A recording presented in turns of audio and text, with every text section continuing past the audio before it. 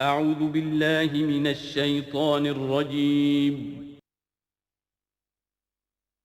بسم اللہ الرحمن الرحیم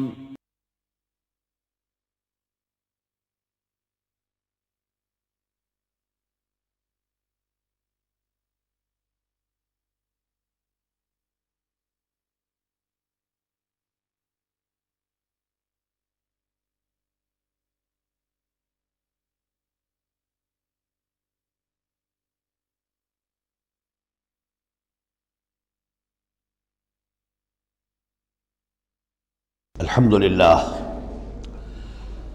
للہ وکفا والصلاة والسلام علی عباده الذین اصطفیٰ خصوصاً علی افضلہم وخاتم النبیین محمد الامین وعلی آلہ وصحبہ اجمعین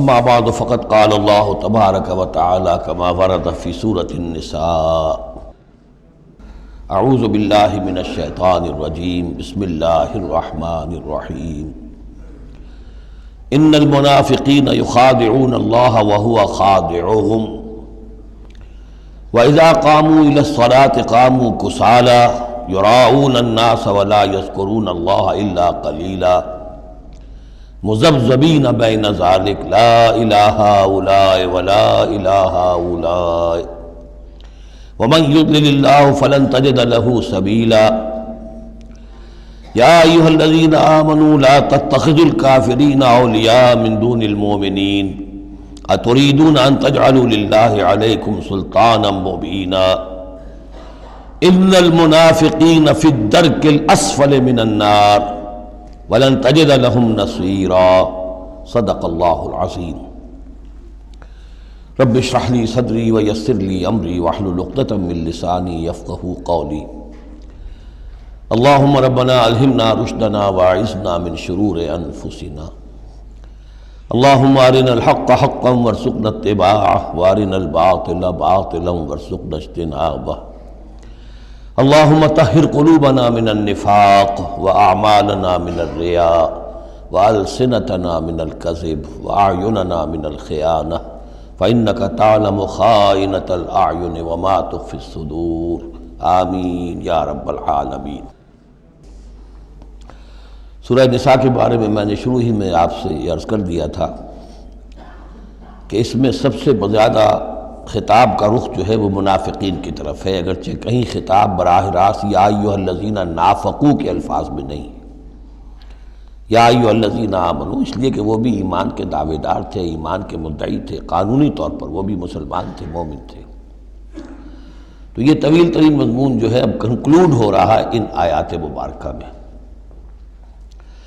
ان المنافقین یخادعون اللہ، یقیناً منافق کوشش کر رہے ہیں اللہ کو دھوکہ دینے کی۔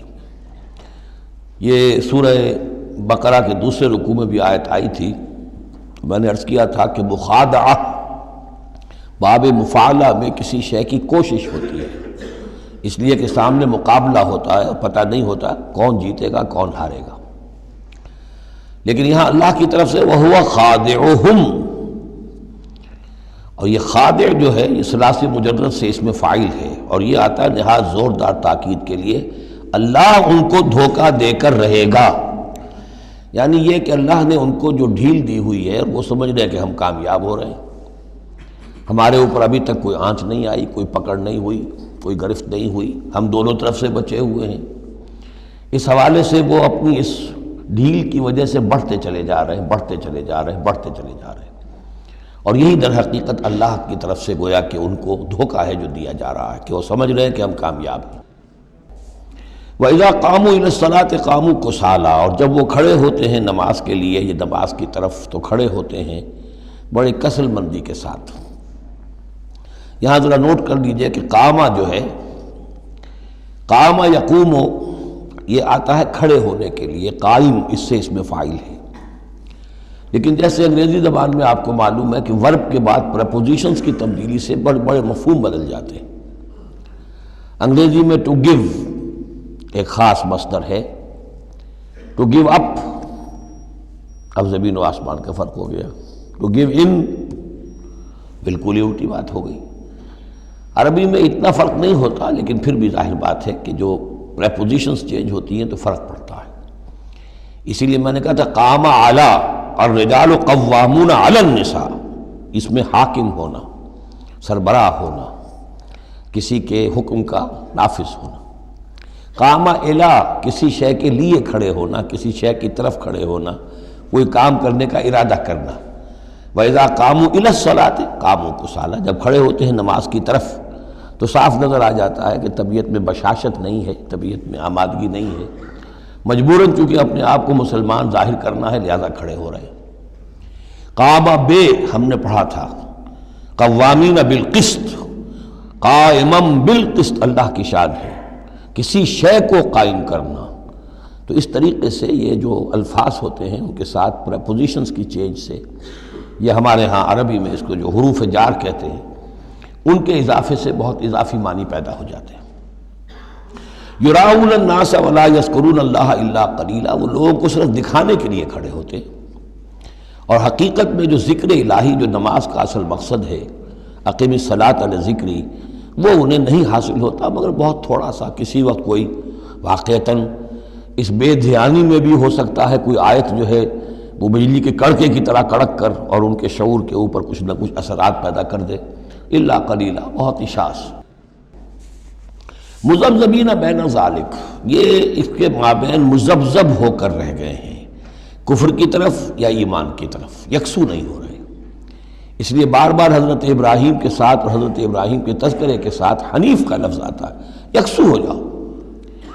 دنیا میں کفر پر بھی انسان یکسو ہو تو کم سے کم دنیا بن جائے گی اس کی، لیکن یہ کہ اصل میں اگر دنیا اور آخرت دونوں بنانے ہیں تو پھر ایمان کے ساتھ یکسو ہونا ضروری ہے۔ لیکن جو بیچ میں رہیں گے ادھر کے نہ ادھر کے، تو ان کے لیے تو خسرت دنیا والآخرہ، ان کے لیے دنیا اور آخرت دونوں کا گھاٹا اور نقصان ہے۔ لا الہ الا ولا الہ الا، نہ تو یہ ان کی جانب ہے نہ ان کی جانب ہے، نہ ان کے ساتھ یکسو ہیں نہ ان کے ساتھ یکسو ہیں، نہ اہل ایمان کے ساتھ مخلص ہیں نہ اہل کفر کے ساتھ مخلص ہیں۔ وَمَن يُضْلِلِ اللَّهُ فَلَن تَجِدَ سَبِيلًا، اور جسے اللہ ہی نے گمراہ کر دیا ہو، یعنی جس کی گمراہی پر اللہ کی طرف سے مہر تصدیق ثبت ہو چکی ہے، پھر اب اس کے لیے فَلَن تَجِدَ لَهُ سَبِيلًا، اس کے لیے اب کوئی راستہ نہ پاؤ گے۔ یا ایھا الذین آمنوا لا تتخذوا الکافرین اولیاء من دون المؤمنین، یہ مضمون پہلے بھی آ چکا ہے کہ یہ بھی ایک نفاق کی علامت ہے کہ اہل ایمان کو چھوڑ کر کافروں کے ساتھ دوستیوں کی پینگیں بڑھائی جائیں۔ اہل ایمان مت بناؤ کافروں کو اپنے حمایتی اور مددگار اور دوست اور بھیدی مسلمانوں کو چھوڑ کر۔ اتریدون ان تجعلوا للہ علیکم سلطانا مبینا، کیا تم چاہتے ہو کہ تم اپنے خلاف اللہ کے ہاتھ میں ایک دلیل دے دو، حجت دے دو؟ یعنی اللہ تعالیٰ جب محاسبہ کرے گا آخرت میں تو اس دلیل کا کیا جواب دو گے کہ تمہاری دوستیاں کافروں کے ساتھ تھی؟ تو یہ تو حجت قاطع بن جائے گی تمہارے خلاف، علیکم سلطان مبینہ، یہ حجت قاطعہ ہوگی تمہارے خلاف۔ اب یہ آ رہی آیت ایک اعتبار سے یہ منافقین کے حق میں قرآن حکیم کی سخت ترین آیت ہے، اگرچہ جو سخت ترین آیت بعض اعتبارات سے بلکہ ایک خاص لطیف پہلو سے سخت تر جو آیت ہے وہ سورہ توبہ میں آئے گی۔ یہ دو صورتیں ہیں اصل میں طویل صورتوں میں سے، سورہ توبہ اور سورہ نساء، جس میں کہ نفاق کا مضمون سب سے زیادہ تفصیل کے ساتھ آیا۔ ان المنافقین فی الدرک الاسفل من النار، یقیناً منافق آگ کے سب سے نچلے طبقے میں ہوں گے۔ وَلَن تَجِدَ لَهُمْ نَصِيرًا، اور تم نہ پاؤ گے ان کے لیے کوئی مددگار۔ إِلَّا الَّذِينَ تَابُوا، اصل میں منافقت کا آخری پردہ جو چاک ہوگا وہ ہوگا سورہ توبہ میں، سورہ گویا کہ سن 9 ہجری میں جا کر۔ ابھی یہ ہم سن 4 ہجری کے آس پاس ہیں، اس حوالے سے ذرا ابھی فصل ہے، تو ابھی ان کے لیے ایک رعایت رکھی ہے کہ توبہ کا دروازہ تمہارے لیے ابھی کھلا ہے۔ إِلَّا الَّذِينَ تَابُوا وَأَصْلَحُوا، اب بھی اگر سوائے ان کے جو توبہ کریں اور اصلاح کر لیں، وَاعْتَصَمُوا بِاللَّهِ، اور اللہ سے چمٹ جائیں، یکسو ہو جائیں، ایک ہی طرف کے ہو جائیں، کونوا ربانیین، اللہ والے بن جائیں، شیطان سے پینگیں نہ بڑھائیں، شیطان کے ایجنٹوں سے اپنی دوستیاں نہ کریں، یکسو ہو جائیں اور اپنے آپ کو اس کے ساتھ وابستہ کر دیں ہر بعد آباد۔ اب یہ کشتی جو ہے ایمان کی اور اسلام کی، اگر یہ تیرتی ہے تو ہم تیریں گے، اگر خدا نہ خواستہ اس کے لیے کوئی حادثہ ہے تو ہم بھی اس حادثے میں شامل ہو گئے۔ وَأَخْلَصُوا دِينَهُمْ لِلَّهِ، یہ ہے بہت اہم اصطلاح کہ وَإِن تَابُوا إِلَّا الَّذِينَ تَابُوا وَأَصْلَحُوا وَاعْتَصَمُوا بِاللَّهِ وَأَخْلَصُوا دِينَهُمْ لِلَّهِ، اپنی اطاعت کل کی کل اللہ کے لیے کر لیں، مخلص کر لیں۔ یہ نہ ہو کہ زندگی کے کچھ حصے میں اطاعت اللہ کی ہو رہی ہے، کچھ حصے میں کسی اور کی ہو رہی ہے۔ کیا کریں جی، یہ معاملہ تو رواج کا ہے، کیا کریں، اگرچہ ہے تو غلط شریعت کی روح سے، لیکن برادری کا رواج ہے، برادری کو چھوڑ تو نہیں سکتے۔ معلوم ہو آپ نے اپنی اطاعت کے حصے جو ہیں علیحدہ کر لیے، یہ حصہ جو ہے برادری کی اطاعت میں جائے گا، یہ حصہ اللہ کی اطاعت میں جائے گا۔ اطاعت جب تک کل کی کل اللہ کی نہ ہو، جیسے سورہ بقرہ میں ہم نے پڑھا تھا قاتلوہم حتی لا تکون فتنۃ ویکون الدین للہ، دین ہو جائے پورا اللہ کے لیے۔ تو ایک تو اجتماعی سطح پر دین اللہ کے لیے ہو جائے، یعنی اسلامی ریاست قائم ہو جائے، پورا اسلامی قانون ہو، پورا اسلامی نظام ہو۔ اگر یہ نہیں ہے تو ایک شخص انفرادی سطح پر تو اپنی اطاعت تو خالص کر لے اللہ کے لیے، تو یہ تو انفرادی گویا کہ توحید عملی ہے۔ فَأُولَٰئِکَ مَعَ الْمُؤْمِنِينَ، تو یہ لوگ پھر اہل ایمان میں شامل ہو جائیں گے۔ یعنی ابھی پوائنٹ آف نو ریٹرن نہیں ہے ابھی سب کے لیے، بہت سے لوگ تو پہنچ چکے، لیکن پھر بھی ابھی توبہ کا دروازہ کھلا ہے۔ وَسَوْفَ يُؤْتِ اللَّهُ الْمُؤْمِنِينَ أَجْرًا عَظِيمًا، اور جہاں تک مومنین کا تعلق ہے تو اللہ تعالیٰ اہل ایمان کو تو ان قریب بہت بڑا اجر عطا فرمائے گا۔ اب یہ اپیل کے انداز میں بھی آخری بات ہے، مَا يَفْعَلُ اللَّهُ بِعَذَابِكُمْ، سوچو اے منافقو، اللہ تمہیں عذاب دے کر کیا لے گا؟ اللہ کو سیڈسٹ ہستی نہیں ہے معاذ اللہ کہ اسے لوگوں کو دکھ پہنچا کر خوشی ہوتی ہو۔ ایسے پرورٹڈ انسان ہوتے ہیں، ان کی شخصیتیں مست ہو چکی ہوتی ہیں، جو دوسروں کو تکلیف میں دیکھتے ہیں تو خوش ہوتے ہیں، دوسروں کو تکلیف پہنچا کر، کوفت پہنچا کر انہیں کچھ راحت حاصل ہوتی ہے۔ تو اللہ معاذ اللہ ایسا نہیں ہے۔ ما یفعل اللہ بعذابکم، اللہ کیا لے گا تم سے، تمہیں عذاب دے کر، ان شکرتم وآمنتم، اگر تم شکر کی روش اختیار کرو، ایمان کی روش اختیار کرو۔ وکان اللہ شاکرا علیما، اللہ تو بہت ہی قدردانی فرمانے والا ہے، قدر افزائی فرماتا ہے۔ جو بندہ اس کے لیے کوئی کام کرے، محنت کرے، اللہ تعالیٰ اس کی قدر فرماتا ہے، اور جو بھی وہ کچھ کرتا ہے اس کے علم میں ہوتا ہے۔ کوئی شے ایسی نہیں ہے کہ جو ان اکاؤنٹڈ رہ جائے گی کہ میں نے یہ بھی کیا تھا اللہ کے لیے لیکن اس کا اجر مجھے نہیں ملا۔ اب جو یہ آخری حصہ ہے سورہ مبارکہ کا، اس میں بعض مضامین بہت ہی اہم ہیں بنیادی فلسفہ دین کے اعتبار سے۔ سب سے پہلی بات تو پھر آ رہی ہے وہی جو تمدنی اور معاشرتی معاملات ہوتے ہیں۔ معاشرے کے اندر کسی بری بات کا بلند آواز سے کہنا، کسی بری بات کا چرچا کرنا بالفعل کوئی اچھی بات نہیں ہے، لیکن اس میں ایک استثناء ہے۔ کسی مظلوم کا معاملہ یہ ہے کہ اس کے دل سے اگر جلے کٹے الفاظ میں نکل جائیں کسی کے لیے تو وہ اللہ کنڈون کرے گا، معاف کر دے گا۔ لا يحب اللہ الجہر بالسوء من القول، اللہ کو بالکل پسند نہیں ہے کہ کسی بات کو بلند آوازی سے کہا جائے، بری بات کو، الا من ظلم، سوائے اس کے جس پر ظلم ہوا ہے، جس کا دل دکھا ہے۔ ابھی حال ہی میں نے جمعے میں وہ شعر سنائے تھے کہ فارسی زبان کا ایک شعر ہے، بترسز آہ مظلومہ کہ ہنگامے دعا کردن، اجابت از در حق بہر استقبال می آید۔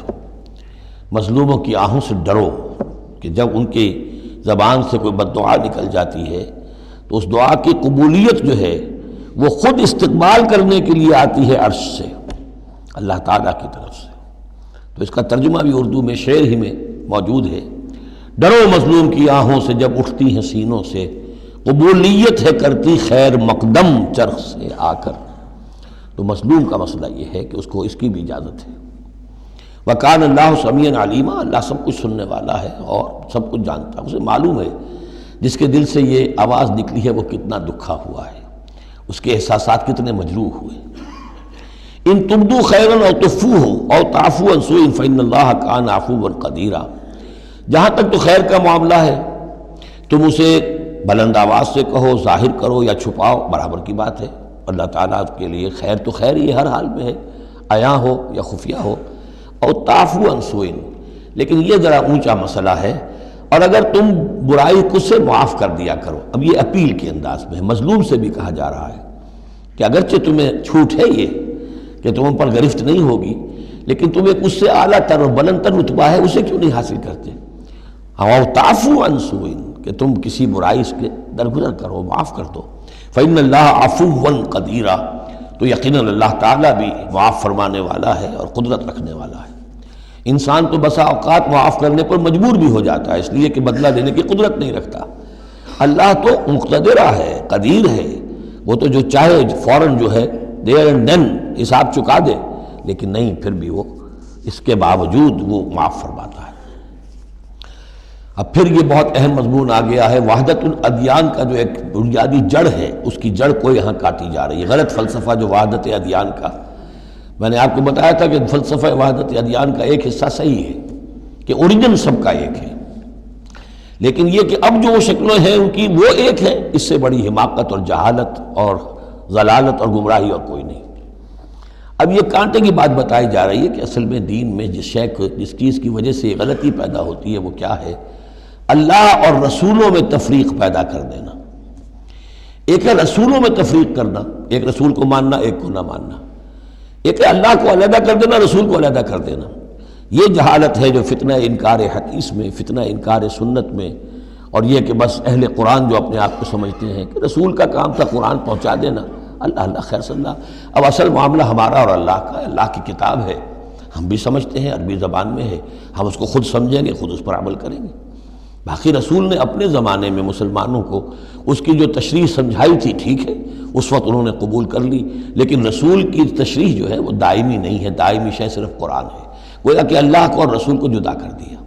وہ بات یہاں آ رہی ہے، ان الذین یکفرون باللہ ورسلہ، یقیناً وہ لوگ جو کفر کرتے ہیں اللہ کا اور اس کے رسولوں کا، وَيُرِيدُونَ أَن يُفَرِّقُوا بَيْنَ اللَّهِ وَرُسُلِهِ، اور وہ چاہتے ہیں کہ تفریق کر دیں اللہ کے اور اس کے رسولوں کے مابین۔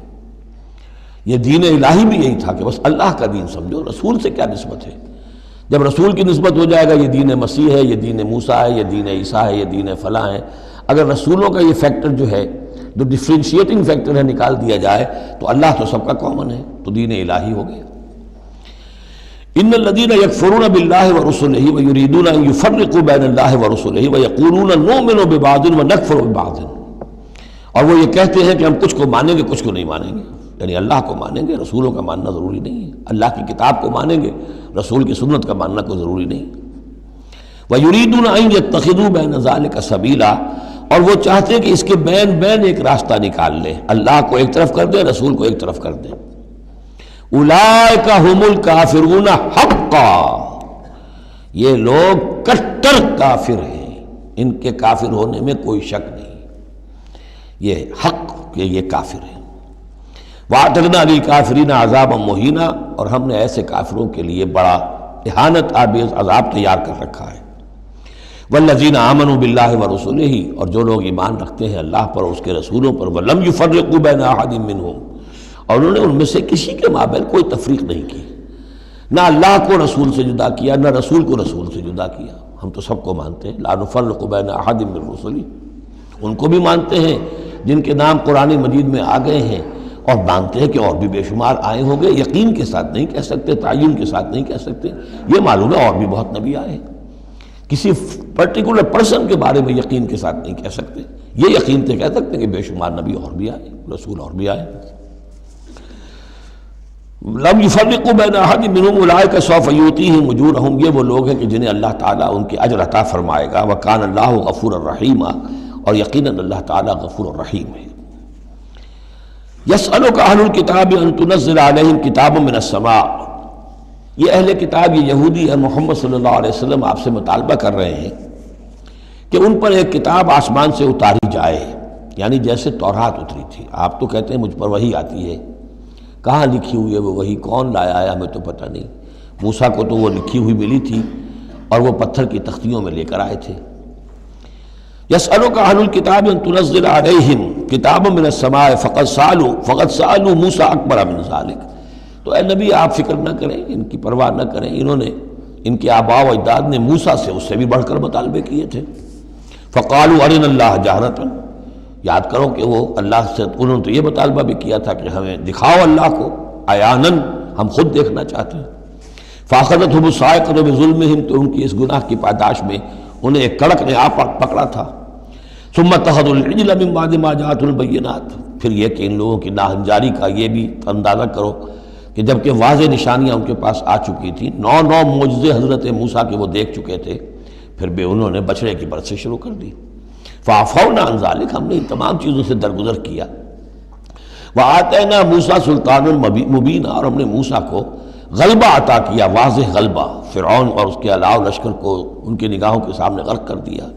وَرَفَعْنَا فَوْقَهُمُ الطُّورَ بِمِيثَاقِهِمْ، اور ہم نے ان کے سروں پر معلق کر دیا تھا طور کو، پہاڑ کو، جبکہ ان سے عہد لیا جا رہا تھا۔ وَقُلْنَا لَهُمُ ادْخُلُوا الْبَابَ سُجَّدًا، اور ہم نے کہا تھا کہ جب یہ شہر فتح ہو جائے تمہارے ہاتھوں، یریکو، تو اس میں داخل ہونا تو سروں کو جھکا کر۔ وَقُلْنَا لَهُمْ لَا تَعْدُوا فِي السَّبْتِ، اور ہم نے ان سے یہ بھی کہا تھا کہ سبت کا، ہفتے کا جو قانون ہے اس میں حد سے تجاوز نہ کرو۔ وَأَخَذْنَا مِنْهُمْ مِيثَاقًا غَلِيظًا، اور ہم نے ان تمام باتوں کے ان سے بڑے گاڑھے قول و قرار لیے تھے، بہت گاڑھے معاہدے کیے تھے۔ فَبِمَا نَقْضِهِمْ مِيثَاقَهُمْ، اب یہاں ان کے کچھ جرائم کی فہرست آ رہی ہے، اور یہاں یوں سمجھیے کہ مبتدا ہی کی تکرار ہو رہی ہے، اس میں جو خبر ہے وہ گویا کہ وہ محذوف ہے۔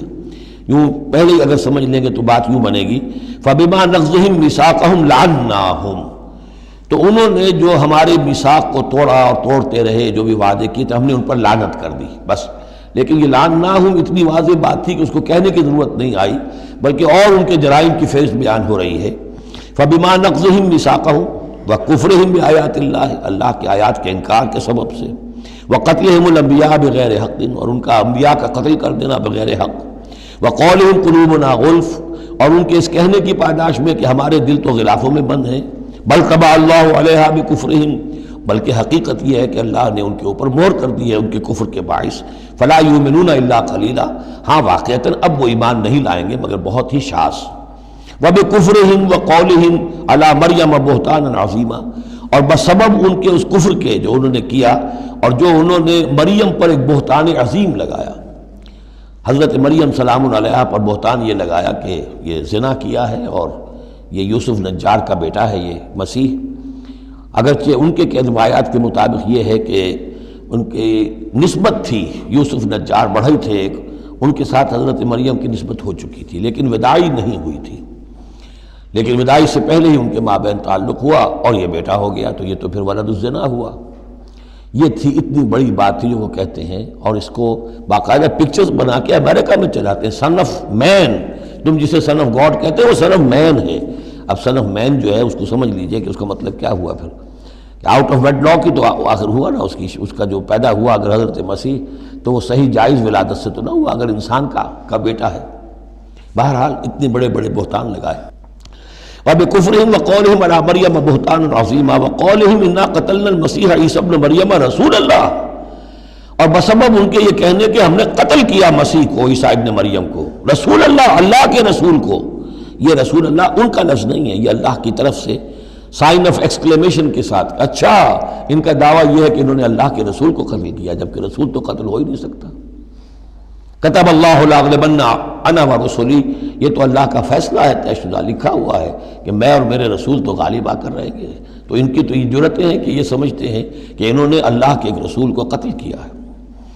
وما قتلوہ وما صلبوہ، ہرگز انہوں نے قتل نہیں کیا، نہ اسے سولی دی، ولیکن شبہ لہم، بلکہ اس کی شبیہ بنا دی گئی ان کے لیے، صورت بنا دی گئی، مشابہت کر دی گئی اس کے ساتھ ان کے لیے، کہ انہوں نے جس کو سمجھا ہے کہ وہ مسیح ہے، وہ مسیح نہیں تھا، وہ مسیح کی جگہ کوئی اور تھا، جو انجیل برنباس سے معلوم ہوتا ہے کہ جوڈاس اسکیریوٹ جو کہ حواریین میں سے ایک تھا، ویسے اس کی نیت اور تھی، بد نیتی نہیں تھی، وہ ایک لمبی بات ہو جائے گی، اس کا وقت دورہ قرآن میں نہیں ہے، نیت اس کی کچھ اور تھی، لیکن اس نے گرفتار کرایا تھا، اور اس گرفتاری کے پاداش میں پھر اللہ تعالیٰ نے اس کی شکل جو حضرت مسیح کی بنا دی، اور حضرت مسیح کی جگہ وہ پکڑا گیا اور سولی چڑھا۔ وما قتلوه وما صلبوه ولكن شبه لهم وان الذين اختلفوا فيه لفي شك منه، اور جو لوگ اس کے بارے میں اختلاف میں پڑے ہوئے ہیں وہ شکوک و شبہات میں ہیں، انہیں خود پتہ نہیں کہ ہوا کیا، کیسے ہوا۔ ما لهم به من علم، ان کے پاس اس کے ضمن میں کوئی علم نہیں ہے، الا اتباع الظن، سوائے اس کے کہ اٹکل پچو کے تیر چلاتے ہیں۔ وما قتلوه یقینا، یہ بات یقینی ہے کہ اسے قتل نہیں کیا گیا، وہ قتل نہیں ہوا، وہ صلیب نہیں دیا گیا علیہ الصلاۃ والسلام۔ بل رفع اللہ الیہ، بلکہ اللہ نے اسے اٹھا لیا اپنی طرف۔ وَكَانَ اللَّهُ عَزِيزًا حَكِيمًا، اور اللہ تعالیٰ زبردست ہے، کمال حکمت والا۔ اس کی تفصیل میں آپ کو پہلے بتا چکا ہوں کہ کیا شکل پیش آئی تھی اس باغ میں جہاں حضرت مسیح اپنے حواریین کے ساتھ روپوش تھے، جو کہ تفصیل انجیل برنباس میں ہے۔ وَإِن مِّنْ أَهْلِ الْكِتَابِ إِلَّا لَيُؤْمِنَنَّ بِهِ قَبْلَ مَوْتِهِ، اور نہیں رہے گا اہل کتاب میں سے کوئی بھی مگر اس پر ایمان لا کر رہے گا اس کی موت سے قبل۔ یعنی حضرت مسیح مرے نہیں ہیں، زندہ ہیں، وہ دوبارہ آئیں گے، اور دوبارہ جب آئیں گے تو اہل کتاب میں سے کوئی شخص نہیں رہے گا جو ان پر ایمان نہ لے آئے۔ وَيَوْمَ الْقِيَامَةِ يَكُونُ عَلَيْهِمْ شَهِيدًا، اور قیامت کے دن وہی ان کے خلاف گواہ بن کر کھڑا ہوگا۔ یہ خلاف گواہی وہی آ گئی جو ہم نے پڑھا تھا 41ویں آیت میں، فَكَيْفَ إِذَا جِئْنَا مِن كُلِّ أُمَّةٍ بِشَهِيدٍ وَجِئْنَا بِكَ عَلَىٰ هَٰؤُلَاءِ شَهِيدًا۔ ہر نبی کو اپنی قوم کے خلاف گواہی دینی، لہذا حضرت مسیح علیہ السلام اپنی اس قوم، اپنی امت کے خلاف گواہی دیں گے۔ فَبِظُلْمٍ مِّنَ الَّذِينَ هَادُوا حَرَّمْنَا عَلَيْهِمْ طَيِّبَاتٍ أُحِلَّتْ لَهُمْ۔ تو اللہ تعالیٰ کی ایک سنت یہ بھی ہے کہ کوئی قوم اگر کسی معاملے میں حد سے گزرتی ہے تو اس کو سزا کی ایک شکل یہ بھی ہوتی ہے کہ حلال چیزوں سے بھی محروم کر دیا جائے، حرام کر دی جائیں۔ تو ان لوگوں نے جنہوں نے یہودیت اختیار کی، ان کی اسی غلط روش کے باعث حرمنا علیہم طیبات، ہم نے بعض پاکیزہ چیزیں بھی ان پر حرام کر دیں، احلت لہم، جو کہ اصلاً ان کے لیے حلال تھیں۔ جیسے کہ حضرت یعقوب علیہ السلام نے اگر اونٹ کا گوشت کھانا چھوڑ دیا تھا تو اللہ تعالیٰ تورات میں فرما دیتے کہ بھئی یہ حرام نہیں ہے، یہ تو اسرائیل نے، حضرت یعقوب نے خود کر لیا تھا، لیکن اللہ نے کہا اچھا ٹھیک ہے، ان کی جو ہے یہ سزا رہے، ان پر جو تنگی ہے وہ رہے۔ وَبِصَدِّهِمْ عَنْ سَبِيلِ اللَّهِ كَثِيرًا، اور بسبب ان کے اللہ کے راستے سے رکنے اور روکنے کے، اللہ کے راستے سے رکتے بھی ہیں، روکتے بھی ہیں، تو اس کی وجہ سے اللہ تعالیٰ نے ان کو سزا کے طور پر بعض حلال چیزوں سے بھی محروم رکھا۔ وَأَخْذِهِمُ الرِّبَا، اور پھر ان کے جرائم کی فہرست میں یہ بھی ہے کہ ان کا سود کھانا، وَقَدْ نُهُوا عَنْهُ، اور یہ کہ ہم اسے روک دیے گئے تھے۔ سود ان کی شریعت میں حرام ہے، آج بھی حرام ہے، لیکن وہ یہ سمجھتے ہیں کہ سود کا لین دین یہودیوں کا آپس میں حرام ہے، کوئی یہودی دوسرے یہودی سے سودی لین دین نہیں کرے گا۔ لیکن جنٹائلز کے لیے تو ان کا عام قاعدہ یہ ہے، گوئمز اینڈ جنٹائلز، ان کے لیے کوئی ہم پر لیس علینا فی الامیین سبیل، ہم پر کوئی گرفت ہے ہی نہیں، کوئی ذمہ داری ہے ہی نہیں، ہم جیسے چاہیں کریں، لوٹیں کھسوٹیں، جس طرح چاہیں دھوکہ دیں، اور تو ظاہر بات ہے سود میں تو پھر کوئی قباحت رہی نہیں۔ وَأَخْذِهِمُ الرِّبَا وَقَدْ نُهُوا عَنْهُ وَأَكْلِهِمْ أَمْوَالَ النَّاسِ بِالْبَاطِلِ، اور بسبب ان کے لوگوں کے مال ناحق ہڑپ کرنے کے، وَأَعْتَدْنَا لِلْكَافِرِينَ مِنْهُمْ عَذَابًا أَلِيمًا، اور ان میں سے جو کافر ہیں، جنہوں نے اب کفر کی بھی روش اختیار کر لی ہے، ان کے لیے ہم نے بہت دردناک عذاب تیار کر رکھا ہے۔ لَٰكِنِ الرَّاسِخُونَ فِي الْعِلْمِ مِنْهُمْ وَالْمُؤْمِنُونَ، لیکن جو لوگ ان میں سے پختہ علم والے ہیں، جیسے عبداللہ ابن سلام رضی اللہ تعالی عنہ، اور اہل ایمان جو ہے، جو محمد پر ایمان لائے ہیں صلی اللہ علیہ وسلم، یؤمنون بما انزل الیک وما انزل من قبلک، وہ تو ایمان رکھتے ہیں اس پر بھی جو اے نبی آپ کی طرف نازل کیا گیا، اور اس پر بھی کہ جو آپ سے پہلے نازل کیا گیا۔ والمقیمین الصلاۃ، اور وہ تو نماز کے قائم کرنے والے ہیں، والموتون الزکوٰۃ، اور زکوٰۃ کی ادا کرنے والے ہیں، والمؤمنون باللہ والیوم الآخر، اور ایمان رکھنے والے ہیں اللہ پر بھی اور یوم آخر پر بھی۔ اولئک سنؤتیہم اجرا عظیما، یہ وہ لوگ ہیں کہ جنہیں ہم اجر عظیم عطا فرمائیں گے۔ یہاں بھی آپ دیکھ رہے ہیں کہ ابھی تھوڑی سی گنجائش رکھی جا رہی ہے کہ اہل کتاب میں سے بھی اگر کوئی ایلیمنٹ ہے، کوئی کہیں کونے کھدرے میں پڑا ہوا جس کے اندر فطرت جو ہے ابھی کچھ موجود ہے، سلامتی کسی درجے میں ہے، تو جس طریقے سے بھی ہو، یعنی بچا کھچا بھی اگر اس کان میں کوئی ہیرے کا ٹکڑا پڑا ہوا تو وہ بھی نکل آئے، بجائے اس کے کہ ابھی آخری دروازہ بند کر دیا جائے۔ تو نہ آخری دروازہ ابھی بند کیا منافقین پر اور نہ ان پر کیا۔ لیکن راسخون فی العلم منہم، اب ان میں سے اشارہ کر دیا گیا کہ ان میں سے بھی کچھ ہو سکتے ہیں، باقی اہل ایمان کی روش تو یہ ہے ہی، والمؤمنون یؤمنون بما انزل الیک وما انزل من قبلک والمقیمین الصلاۃ والموتون الزکوٰۃ والمؤمنون باللہ والیوم الآخر اولئک سنؤتیہم اجرا عظیما۔ اب جو مقام آ رہا ہے یہ 23ویں رکوع کے شروع میں، یہ ان چند مقامات میں سے قرآن کے جس میں کہ انبیاء اور رسولوں کے ناموں کا گلدستہ آیا ہے۔ مثلا یہاں آپ دیکھیں گے پے بپے بہت سے انبیاء اور رسول کا نام لیے گئے، پھر ان میں سے بعض کی جو اضافی اور شانیں ہیں ان کا بیان کیا گیا، اور پھر بڑی اہم آیت فلسفہ قرآن کے اعتبار سے آگے آئے گی کہ نبوت کا بنیادی مقصد کیا ہے۔ نبوت کا بنیادی مقصد، فلسفہ نبوت، اساسی فلسفہ نبوت۔ انا اوحینا الیک کما اوحینا الی نوح، اے نبی ہم نے آپ کی جانب وحی کی ہے جیسے کہ ہم نے نوح کی طرف وحی کی تھی، والنبیین من بعدہ، اور ان کے بعد بہت سے انبیاء پر کی تھی۔ حضرت شیس علیہ السلام وہ بھی حضرت نوح علیہ السلام، بلکہ یہ تو حضرت نوح سے بھی پہلے کے لوگ ہیں، شیس جو ہیں۔ اوحینا الی نوح والنبیین من بعدہ واوحینا الی ابراہیم واسماعیل واسحاق ویعقوب والاسباط، اور ہم نے وحی کی ابراہیم کی طرف، اسماعیل کی طرف، اسحاق کی طرف، یعقوب کی طرف اور ان کی اولاد کی طرف، وعیسیٰ وایوب ویونس وہارون وسلیمان، اور عیسیٰ کی جانب اور ایوب کی جانب اور یونس کی جانب اور ہارون کی جانب اور سلیمان کی جانب، وآتینا داود زبورا، اور داود کو تو ہم نے زبور جیسی کتاب عطا فرمائی، ورسلا قد قصصناہم علیک من قبل، ایسے بھی بہت سے رسولوں کو ہم نے بھیجا، یا وہی ہم نے ان کی جانب کی بھیجے ایسے رسول کہ جن کا ہم اس سے پہلے آپ کے سامنے تذکرہ کر چکے ہیں، ورسلا لم نقصصہم علیک، اور ایسے بھی بہت سے رسول ہیں کہ جن کے حالات ہم نے آپ کے سامنے بیان نہیں کیے۔ پوری دنیا کی تاریخ بیان کرنا تو قرآن مجید کا مقصد نہیں ہے، یہ تو کتاب ہدایت ہے، تاریخ کی کتاب نہیں ہے۔ وَكَلَّمَ اللَّهُ مُوسَىٰ تَكْلِيمًا، اور خاص اب شان جو حضرت موسیٰ علیہ السلام کی امتیازی شان ہے، اور موسیٰ سے تو کلام کیا اللہ نے جیسے کہ کلام کیا جاتا ہے، بس صرف یہ ہے کہ من ورائے حجاب تھا، پردے کے پیچھے سے تھا دو بدو کلام۔ اب وہ آیت آ رہی ہے کہ یہ رسول کس لیے بھیجے گئے؟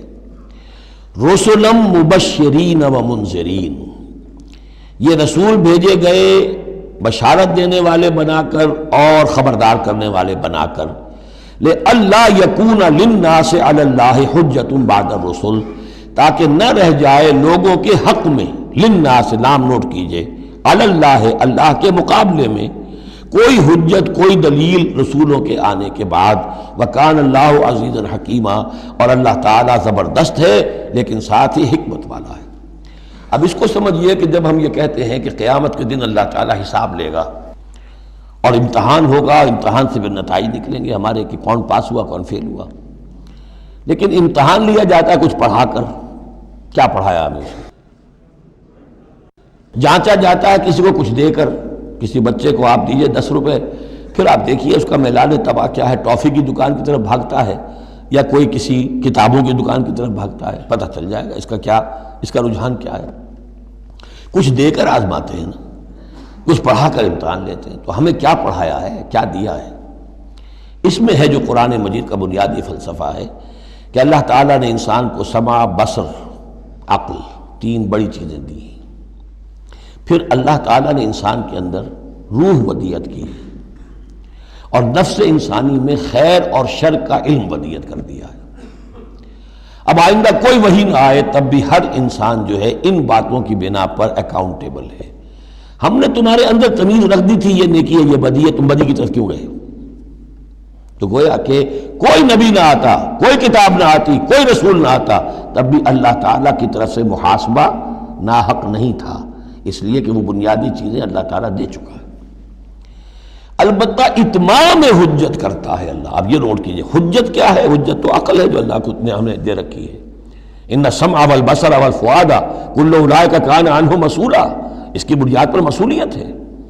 اور یہ کہ نفس ونفس وما سواها فالہمہا فجورہا وتقواہا، اس کے اندر نیکی اور بدی کی تمیز ودیت کر دی ہے، پھر تمہیں روح پھونکی ہے۔ ان سب چیزوں کی بنا پر تم اکاؤنٹیبل ہو، کوئی نبی آتا یا نہ آتا، یہ حجت اللہ کی تم پر قائم ہے۔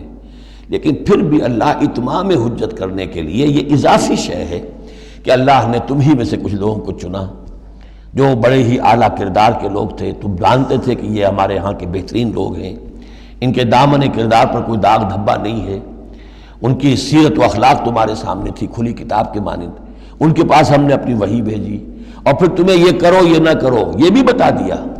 ایگزامینیشن میڈ ایزی بھی ہو گیا تمہارے لیے، اس امتحان کو ہم نے اتنا آسان کر دیا تاکہ اب کسی کے پاس کوئی عذر باقی نہ رہ جائے، کوئی جو ہے یہ پلیڈ نہ کر سکے کہ میں تو اگنورنس کے پلیڈ کرے کہ میں تو اگنورنٹ تھا، مجھے معلوم نہیں تھا۔ جب رسول آ گئے تو اب کوئی عذر باقی نہیں رہا۔ رسول سے پہلے پھر بھی کوئی شخص کہہ سکتا ہے پروردگار میں ایسے ماحول میں پیدا ہو گیا تھا، وہاں سب کے سب اسی رنگ میں رنگے ہوئے تھے، پروردگار میں اپنے 2 وقت کی روٹی کے دھندے میں ایسا لگا رہا کہ مجھے کبھی ہوش ہی نہیں آئی کہ میں سوچتا، لیکن جب رسول آ جاتے ہیں اور رسولوں کے آنے کے بعد حق مبرہن ہو جاتا ہے اور حق و باطل کے درمیان امتیاز بالکل واضح طور پر قائم ہو جاتا ہے، پھر کوئی عذر باقی نہیں رہتا، کوئی حجت پیش کرنے کے لیے لوگوں کے جانب سے اللہ کے سامنے اللہ کے محاسبے کے مقابلے میں باقی نہیں رہتی۔ تو یہ اتمام حجت ہے، اللہ کی طرف سے حجت کا اتمام۔ رسلا مبشرین، اور کر کیا سکتے ہیں رسول؟ نہ کسی کو زبردستی ہدایت پر لا سکتے ہیں، ظاہر بات ہے کسی کو گمراہ کرنا تو پیش نظر ہے ہی نہیں، لیکن کسی کو زبردستی ہدایت پہ نہیں لا سکتے۔ ہاں جن کے اپنے اندر کی یہ چیزیں جاگ جائیں گی، متوجہ ہو جائیں گے، اپنے باطن کی حقیقتوں کی طرف دیکھیں گے اور پھر یہ کہ نبی کی بات سنیں گے، اس سے فائدہ اٹھائیں گے، سیدھے راستے پر چلیں گے، ان کے لیے مبشر ہوں گے، بشارت، فراح و ریحان و جنت نعیم۔ اور جو لوگ یہ ہے کہ اس کے بعد بھی اپنی غلط ہی راستوں پر چلتے رہیں گے، تعصب میں، ہٹ دھرمی میں، ضد میں، مفادات میں، چودراہٹوں کی وجہ سے، ان کو خبردار کریں گے کہ اب تمہارے لیے بدترین انجام جو ہے جہنم تیار ہے۔ تو رسولوں کا بنیادی فنکشن یہی ہے، تبشیر اور انذار، مبشرین و منذرین۔ کس لیے؟ لئلا یکونا، تاکہ نہ رہ جائے، للناس، لوگوں کے پاس، لوگوں کے حق میں، اللہ، اللہ کے مقابلے میں، یعنی اللہ کی حجت، اللہ کے محاسبے کے مقابلے میں، حجت، کوئی حجت، کوئی عذر، کوئی بہانہ باقی نہ رہے بعد الرسل، رسولوں کے آنے کے بعد۔ وکان اللہ عزیز حکیمہ، اللہ عزیز ہے، بغیر رسولوں کے بھی محاسبہ کرے، اختیار اس کا مطلق ہے، حکیم ہے، اس نے یہ نظام بنایا ہے اپنے محاسبہ اخروی کے لیے۔ اب اس میں البتہ ایک بات اور نوٹ کر دیجئے، یہ بڑی تفصیل سے میں نے یہ چیزیں لکھی ہوئی ہیں اپنی ایک کتاب میں، نبی اکرم صلی اللہ علیہ وسلم کا مقصد بعثت، کہ ایک بنیادی مقصد رسالت کا وہ تو یہ ہے، اور ایک تکمیلی مقصد ہے رسالت کا جو محمد الرسول اللہ پر جا کر کامل ہوا ہے صلی اللہ علیہ وسلم، وہ ہے لِيُظْهِرَهُ عَلَى الدِّينِ كُلِّهِ۔ انہوں نے بھی کام شروع کیا یہیں سے، یا ایھا النبی انا ارسلناک شاہدا ومبشرا ونذیرا وداعیا الی اللہ باذنہ وسراجا منیرا۔ بنیادی حیثیت تو وہی آپ کی بھی وہی ہے، لیکن اس کے اوپر تکمیلی حیثیت کیا ہے؟ هو الذی ارسل رسولہ بالہدی ودین الحق لیظہرہ علی الدین کلہ۔ یہ آپ کی امتیازی شان ہے۔ لیکن اللہ یشہد بما انزل الیک انزلہ بعلمہ، اللہ تعالیٰ اس پر گواہ ہے کہ جو کچھ اس نے نازل کیا ہے نبی آپ کی طرف، وہ اس نے علم کیا ہے، اس نے نازل کیا اپنے علم سے۔ والملائکۃ، اور فرشتے اس پر گواہ ہیں، یشہدون۔ وکفیٰ باللہ شہیدا، اور ویسے تو اللہ تنہا بھی گواہ کے لیے، گواہ ہونے کے اعتبار سے کافی ہے۔ ان الذین کفروا وصدوا عن سبیل اللہ قد ضلوا ضلالا بعیدا۔ اب محمد کے آنے کے بعد صلی اللہ علیہ وسلم پھر بھی جو لوگ کفر پر اڑے رہے اور رکے رہے اور روکتے رہے اللہ کے راستے سے دوسروں کو، وہ تو پھر بہک گئے ہیں، بھٹک گئے ہیں، ضلالا بعیدا، اور یہ اپنے بھٹکنے میں اور بہکنے میں، گمراہی میں بہت دور نکل گئے۔ ان الذین کفروا وظلموا لم یکن اللہ لیغفر لهم۔ اب یہ لوگ جنہوں نے کفر کیا ہے، جو اڑ گئے ہیں کفر پر اور جو اس شرک پر اور ناحق جو راستہ ہے اس کے اوپر جم گئے ہیں، لم یکن اللہ لیغفر لهم، اب اللہ کا یہ طریقہ نہیں ہوگا کہ انہیں معاف کر دے، اللہ انہیں اب ہرگز بخشنے والا نہیں ہے۔ ولا لیہدیہم طریقہ، اور نہ یہ کہ انہیں کسی راستے کی ہدایت دے، الا طریقہ جہنم، سوائے ایک راستے کے، اور وہ جہنم کا راستہ ہے۔ اب تو وہی کھلی ہوئی ہے شاہراہ، اسی پر یہ بگٹر دوڑتے رہیں، خالدین فیہا، وہ اس میں ہمیشہ ہمیش رہیں گے، ابدا، ہمیشہ ہمیش۔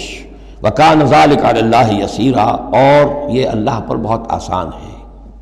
دیکھیے اس کو مقابلے میں لائیے، ما یفعل اللہ بعذابکم، اللہ کیا کرے گا تمہیں عذاب دے کر، لیکن اس سے یہ نہ سمجھے کہ اللہ عذاب نہیں دے گا، یقیناً اللہ سیڈسٹ نہیں ہے، یقیناً اللہ کو عذاب دے کر خوشی نہیں ہوگی، لیکن یہ کہ اس کا ایک ضابطہ ہے، اس کا ایک قانون ہے، اسی پر اس نے دنیا بنائی ہے، لہذا اس کے مطابق وہ عمل تو کرے گا، اور یہ اس پر کوئی بھاری گزرنے والی بات نہیں ہے کہ اپنی ہی مخلوق کو، اس لیے کہ بعض ملنگ قسم کے صوفی جو ہیں وہ یہ بھی کہتے ہیں کہ یہ اللہ بڑا رحیم ہے، اب کیا وہ اپنی مخلوق کو جہنم میں جھونک دے گا؟ یہ تو ایسے ڈراوے کے لیے، ذرا سیدھا کرنے کے لیے، جیسے بچوں کو ڈانٹ دیتا ہے باپ ہو ماں ہو، میں تیرا قیمہ کر دوں گی، تو کوئی کیا قیمہ کر دے گی کوئی ماں اپنے بچے کا؟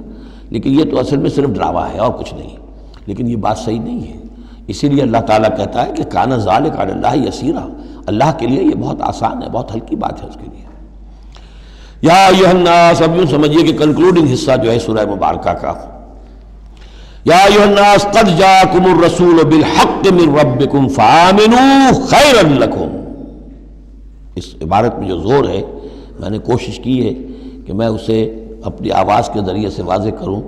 اے لوگوں تمہارے پاس آ چکا ہے رسول حق کے ساتھ، یعنی اب تم یہ نہیں کہہ سکو گے کہ رسول نہیں آیا ہمیں پتہ نہیں تھا. You won't be able to plead ignorance. یہ نہیں کہہ سکتے کہ ہمیں معلوم نہیں تھا، ہم پر بات کھولی نہیں گئی، ہم پر بات واضح نہیں ہوئی. یہ بہانہ ختم ہو گیا اب محمد کے آنے کے بعد.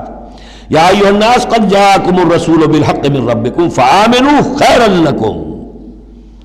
ایمان لے آؤ یہی تمہارے لیے بہتر ہے، بلکہ صحیح ترجمہ ہوگا اسی میں تمہاری خیریت ہے.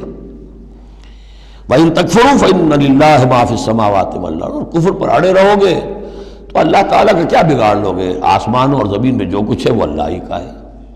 وَكَانَ اللَّهُ عَلِيمًا حَكِيمًا. اللہ علیم ہے حکیم ہے. یا اہل الکتاب لا تغلوا فی دینکم. اے کتاب والو اپنے دین میں غلو نہ کرو. وَلَا تَقُولُوا عَلَى اللَّهِ إِلَّا الْحَقَّ. اور اللہ کی طرف کوئی شے منسوب نہ کرو سوائے اس کے جو درست ہو اور حق ہو. جھوٹ بولنا ہے تو بازی بارش بابا ہم بازی. جھوٹ بولنا ہے خود بولو. خدا پر جھوٹ جڑنا اللہ نے یہ کہا ہے، یہ تو گویا کہ یوں سمجھیے کہ بازی بارش بابا ہم بازی والی بات ہو گئی. لا تقولوا علی اللہ الا الحق انما المسیح عیسی ابن مریم رسول اللہ. دیکھو مسیح عیسیٰ ابن مریم اللہ کے رسول تھے، یہ حیثیت ان کی ہے. الوہیت میں کوئی حصہ نہیں ہے، وہ خدا کے بیٹے نہیں ہیں، رسول اللہ ہے. وَكَلِمَتُهُ أَلْقَاهَا إِلَىٰ مَرْيَمَ. اور اس کا ایک کلمہ ہے کہ جو اس نے ڈالا مریم پر، یعنی مریم کی رحم میں جو حمل ہوا ہے حضرت عیسیٰ کا وہ اللہ کے کلمہ کن کی طرف سے پھیل ہوا ہے. ایک جو فزیکل جو بھی حصے ہیں کسی عمل کے، اب کسی بھی انسان کی ولادت میں ایک حصہ باپ کا ہے ایک حصہ ماں کا ہے، لیکن حضرت مسیح علیہ السلام کی ولادت میں ماں والا حصہ تو پورا موجود ہے. حمل ہوا ہے، 9 مہینے آپ اپنے رحم میں رہیں حضرت مریم سلام علیہا کے، لیکن یہ کہ باپ والا حصہ نہیں ہے. تو اللہ تعالیٰ کے ہاں جہاں پر بھی کوئی اس طرح کا لنک جو ہے جو میٹیریل لنکس ہیں جو وہ اگر کہیں ٹوٹا ہے تو کن اللہ کا ایک کن جو ہے اللہ کا ایک امر وہ وہاں پر کفایت کرتا ہے. اس معنی میں اللہ تعالیٰ کے کلمے ہیں. کلمتہ القاہا الی مریم اور روح منہ، اور ایک خاص روح ہے اللہ کی طرف سے. یعنی روح تو ویسے سب کی اللہ کی طرف سے ہے، لیکن یہ کہ روحوں کے بڑے اونچے مراتب بھی ہیں. ایک روح محمدی ہے جس کو ہم عام طور پر ہمارے علماء نور محمدی کہتے ہیں. وہ نور محمدی کیا ہے؟ روح محمدی. اس لیے کہ روح جو ہے نورانی شے ہے.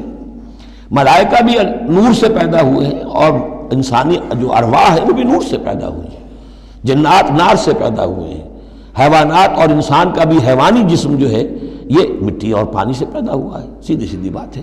تو چونکہ ارواح جو نورانیاں ہیں تو وہ نور تو ہے. تو حضور کی روح اس کی اپنی شان ہے.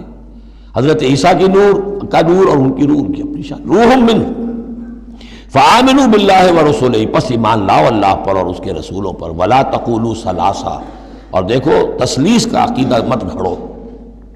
یہ نہ کہو کہ 3 ایک میں 3 3 میں ایک، الوہیت 3 میں ہو گئی، 3 اقنوم ہے. انتہوا خیرا لکم. باز آ جاؤ اسی میں تمہاری خیریت ہے. انما اللہ الہ واحد. جان لو اللہ تو ایک ہی الہ واحد ہے، تنہا ہے. سبحانہ ان یکون لہ ولد. وہ پاک ہے اس سے کہ اس کے کوئی بیٹا ہوتا یا اولاد ہوتی.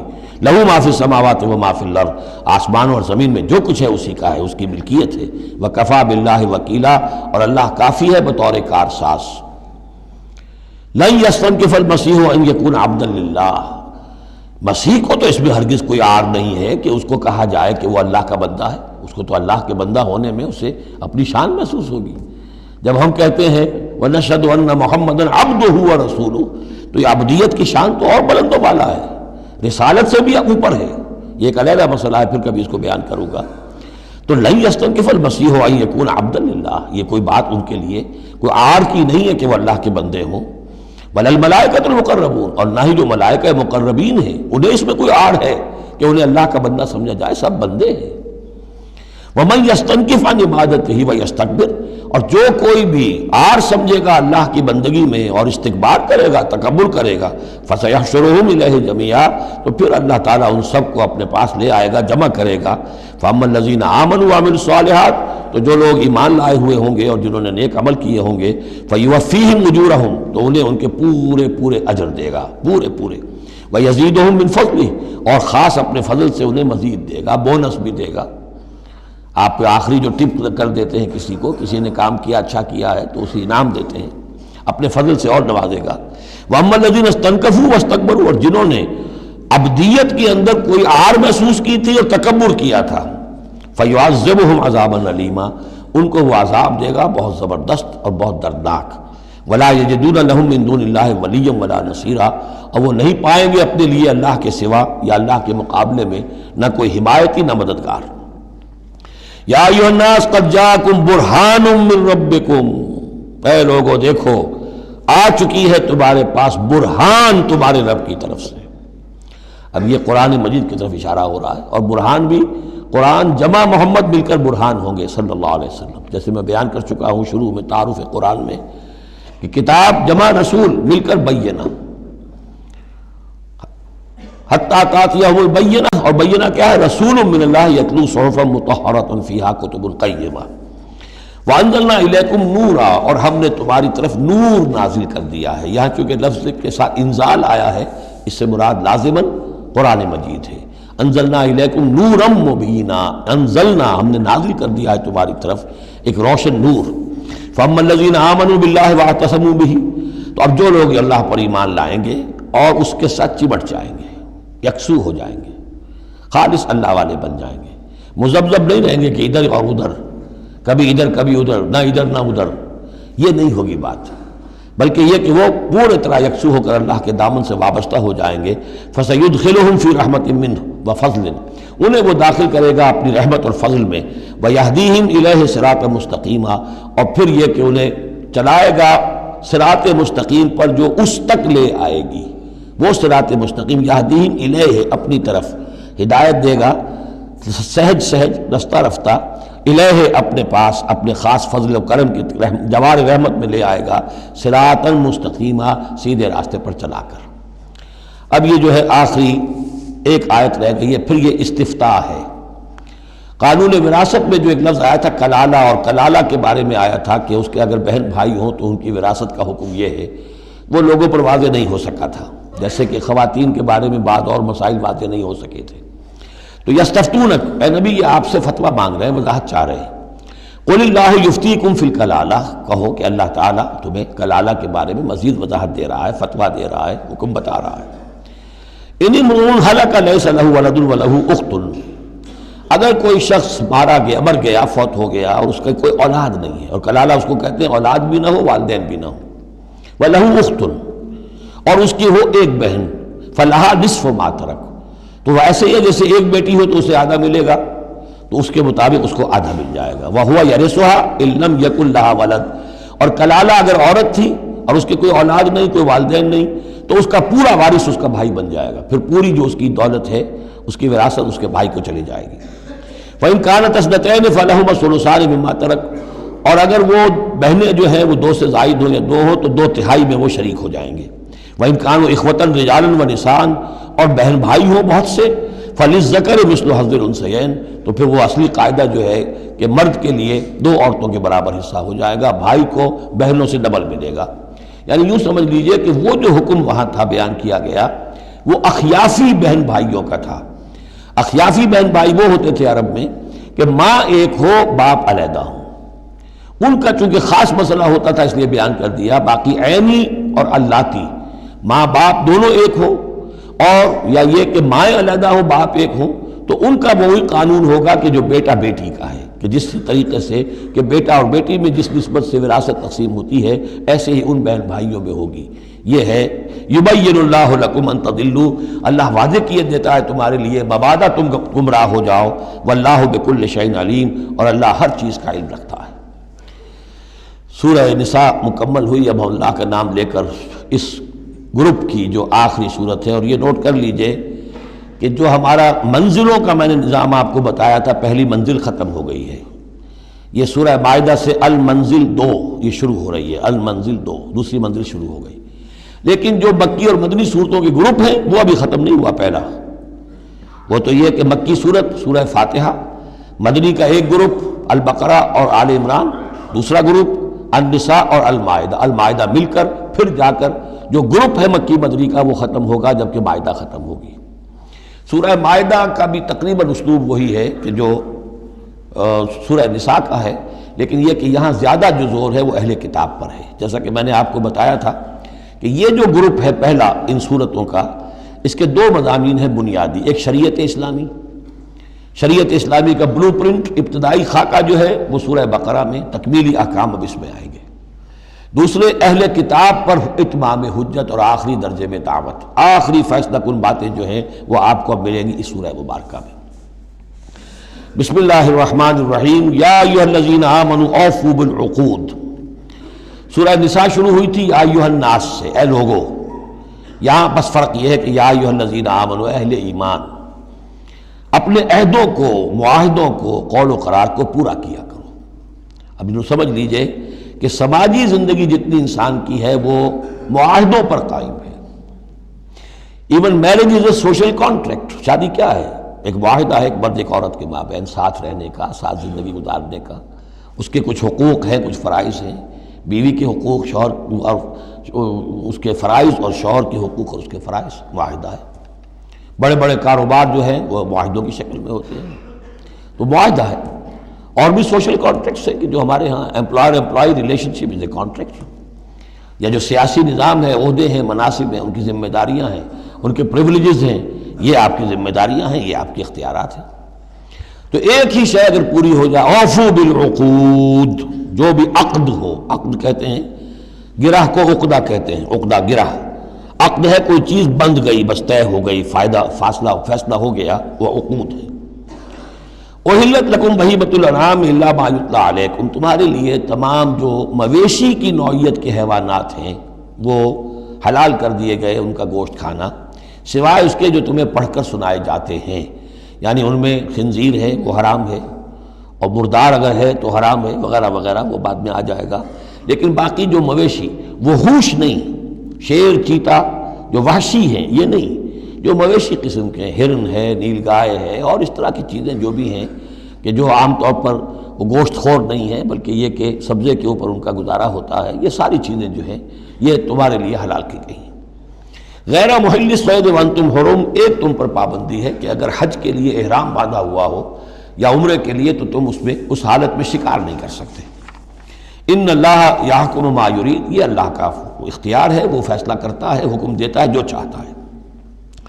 یا ایھا الذین آمنوا لا تحلوا شعائر اللہ ولا الشہر الحرام ولا الہدی ولا القلائد ولا عامین البیت الحرام، اہل ایمان مت بے حرمتی کرو اللہ کے شعائر کی، مت حلال کر لیا کرو، بے حرمتی کر دیا کرو اللہ کے شعائر کی، اور نہ حرمت والے مہینوں کی، اور نہ ہدی کے جانوروں کی، جو جانور لے کے جائے جاتے تھے کعبے کی طرف حج کے لیے یا عمرے کے لیے ساتھ لے کر جاتے تھے، ولا القلائد، اور ان کے گلوں کے اندر پٹے ڈال دیے جاتے تھے علامت کے طور پر کہ اب یہ کعبے کی طرف جا رہے ہیں، ولا عامین البیت الحرام، اور نہ وہ حاجی لوگ کہ جو بیت حرام کی طرف چل رہے ہیں، قصد کر رہے ہیں، جا رہے ہیں، اب وہ بھی ان کی بھی ایک نسبت ہو گئی ہے کہ یہ سفر کر رہے ہیں تو اللہ کے گھر کے مسافر ہیں۔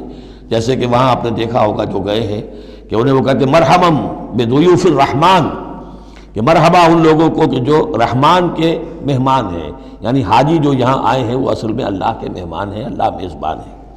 تو اب ان کے لیے یہ ہے کہ ان کی بے حرمتی نہ ہو، حتیٰ کہ عزت نہ ہو۔ یبتغون فضلا من ربہم ورضوانا، یہ سب جو ہیں اللہ تعالیٰ کی فضل کی اور اس کے اپنے رب کے رضوان کی تلاش میں ہیں، اس کی کوشش میں جا رہے ہیں۔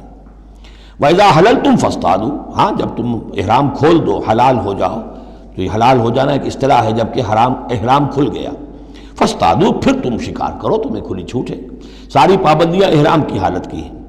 وَلَا يَجْرِمَنَّكُمْ شَنَآنُ قَوْمٍ أَن صَدُّوكُمْ عَنِ الْمَسْجِدِ الْحَرَامِ أَن تَعْتَدُوا، اور دیکھنا تمہیں آمادہ نہ کر دے کسی قوم کی دشمنی کہ انہوں نے تمہیں روکے رکھا تھا مسجد حرام سے کہ تم بھی زیادتی کرو، یعنی انہوں نے تمہیں روکے رکھا 7 برس تک 6 برس تک اور تمہیں یہاں قریب نہیں آنے دیا، اب ایسا نہ ہو کہ اس کے بدلے میں تم کو زیادتی کرو، زیادتی مت کرو۔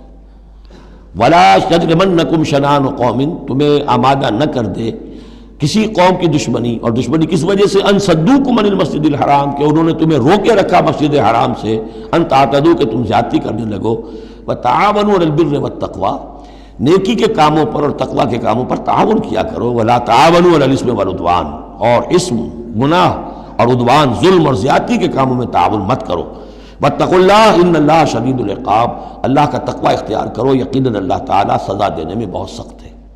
دیکھیے انداز بالکل وہی ہے جو سورہ نساء کا ہے، وہی معاشرتی معاملات، اس کے بارے میں بنیادی اصول۔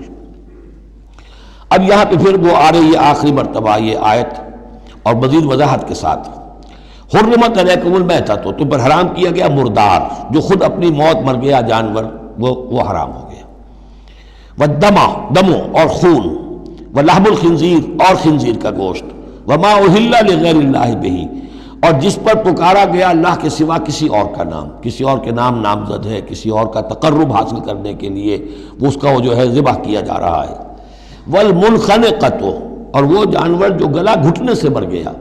کبھی ایسا ہوتا ہے کہ کوئی بکری ہے یا کچھ اور ہے، وہ اپنی زنجیر جس میں بندھی ہوئی ہے اسی کا کوئی پھندا ایسا لگ جاتا ہے، اب وہ جتنی کوشش کرتی ہے اس پھندے سے نکلنے کی، وہ گلا گھٹ جاتا ہے، مر جاتی ہے، تو یہ بھی مردار کے حکم میں ہے۔ والموقوذۃ، یا چوٹ لگنے سے کسی جانور کی موت واقع ہو گئی، وہ بھی مردار کے حکم میں ہوگا۔ والمتردیۃ، یا اونچی جگہ سے کہیں سے کوئی جانور گرا ہے، گردن ٹوٹ گئی ہے، مر گیا ہے، وہ بھی مردار ہے۔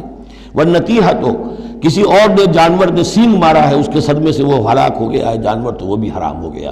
یعنی میتہ کی مزید 4 قسمیں، یہی نہیں ہے کہ کسی بیماری سے جانور مرا ہو، لیکن یہ کہ یہ مرنے کی، ذبح ہونے کی نوبت نہیں آئی، اس کے جسم سے خون نکلنے کا امکان نہیں رہا، اس کا خون جو ہے اس کے جسم کے اندر ہی جم گیا ہے، اس کے گوشت کا حصہ بن گیا ہے، لہذا وہ مردار کے حکم میں ہے۔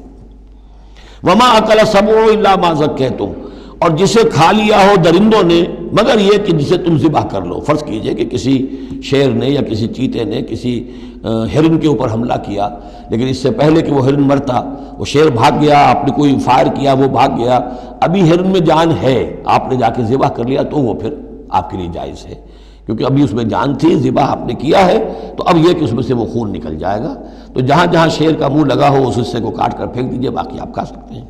الا ما ذکیتم، سوائے اس کے کہ جسے تم نے ذبح کر لیا۔ وما ذبح علی النصب، اور یہ بھی تمہارے لیے حرام کیا گیا کہ تم استھانوں پہ جا کر ذبح کرو، یہ خاص جگہ ہے، یہ خاص جو ہے وہ کسی ولی اللہ کا بازار ہے، وہاں جا کے ذبح کرنا، یا کسی دیوتا یا دیوی کا کوئی استھان ہے، وہ بھی اب حرام ہو گیا۔ وَأَن تَسْتَقْسِمُوا بِالْأَزْلَامِ، یا جوئے کے تیروں کے ذریعے سے تقسیم کرو، یہ بھی ایک جوئے کی شکل ہو جاتی تھی، وہ لوگ یہ کرتے تھے، قربانی اپنی کی، اس کے بعد گوشت کے ڈھیر لگا دیے، اب تیروں کے ذریعے سے جوا کھیل رہے ہیں، تو بڑے بڑے ڈھیر جو ہے اس کے اندر داؤ پر لگ رہے ہیں۔ ذالکم فسق، یہ تمام چیزیں جو ہیں گناہ کے کام ہیں۔ الیوم یئس الذین کفروا من دینکم، دیکھو اب یہ کافر لوگ تمہارے دین سے مایوس ہو چکے ہیں، یعنی یہ سمجھ چکے ہیں کہ نظام تو اب اللہ ہی کا رہے گا۔ اب یہاں پر چونکہ سورہ مائدہ جیسا کہ میں نے اس کی آخری صورتوں میں سے ہے، لہذا اب انہیں یہ تو توقع نہیں ہے کہ اسلام کا راستہ روک سکیں گے، لیکن وہ یہ ضرور چاہیں گے کہ اس قسم کی چیزیں تمہارے اندر جاری رہیں، اس طرح کی چیزیں جیسے ہمارے ہاں بھی ہندوانہ اثرات چلتے رہے بہت عرصے تک، اب بھی چل رہے ہیں۔ تو الیوم یئس الذین کفروا من دینکم، تمہارے دین سے تو وہ مایوس ہو چکے ہیں کہ اب یہ دین تو انہی کا ہوگا اور ہمارا دین ختم ہوا۔ فلا تخشوہم واخشونی، تو اب ان سے مت ڈرو، مجھ سے ڈرو۔ الیوم اکملت لکم دینکم، آج کے دن میں نے تمہارے لیے تمہارے دین کی تکمیل فرما دی ہے۔ واتممت علیکم نعمتی، اور تم پر اتمام فرما دیا ہے اپنی نعمت کا۔ ورضیت لکم الاسلام دینا، اور تمہارے لیے میں نے پسند کر لیا ہے ہمیشہ ہمیش کے لیے میرے ہاں پسندیدہ اور مقبول دین صرف اسلام ہے۔ فمن اضطر فی مخمصۃ، اب یہ جو حکم دیا گیا تھا یہ چیزیں حرام ہیں، تو لیکن کوئی شخص اگر اضطرار میں آ جائے، شدید فاقہ ہے، بھوک ہے، جان نکل رہی ہے، غیر متجانف لاسم، اس میں گناہ کی طرف کوئی رجحان نہ ہو، کوئی شرارت دل کے اندر نہ ہو کہ میں نے واقعی یہ سور حرام ہے لیکن ذرا چکھ کے دیکھنا ہی ہے آج تو کیسا ہے، نہیں، جان پر بنی ہوئی ہے لیکن اس قسم کا خیال کوئی نہ ہو۔ فإن اللہ غفور الرحیم، تو اللہ تعالیٰ غفور اور رحیم ہے۔ یسألونک ماذا أحل لهم، اے نبی آپ سے پوچھتے ہیں کہ ان کے لیے کیا کچھ حلال ہے، قل احل لکم الطیبات، تمہارے لیے سب پاکیزہ چیزیں حلال کر دی گئیں. وما علمتم من الجوارح مکلبین تعلمونہن مما علمکم اللہ، اور جو تم چھوڑتے ہو سدھاتے ہو شکاری جانوروں کو، جنہیں تم چھوڑتے ہو شکار کے لیے، انہیں تم نے سدھایا ہے سکھایا ہے اس میں سے کہ جو اللہ نے تمہیں سکھایا ہے. فَكُلُوا مِمَّا أَمْسَكْنَا عَلَيْكُمْ، تو اب وہ اگر جا کر آپ نے کتا چھوڑا ہے، اس نے خرگوش کو پکڑ لیا ہے یا کسی اور جانور کو، فَإِنْ أَمْسَكْنَا عَلَيْكُمْ، اگر انہوں نے روکے رکھا ہے تمہارے لیے اس شکار کو تو اس کو کھاؤ. وَاذْكُرُوا اسْمَ اللَّهِ عَلَيْهِ، اس پر اللہ کا نام لو. وَاتَّقُوا اللَّهَ، اور اللہ تعالیٰ کا تقوی اختیار کرو. إِنَّ اللَّهَ سَرِيعُ الْحِسَابِ، یقیناً اللہ تعالیٰ حساب لینے میں بہت جلدی کرتا ہے، یا حساب لینے میں اسے دیر نہیں لگتی. بارک اللہ لی و لکم فی القرآن العظیم ونفعنی وإیاکم بالآیات والذکر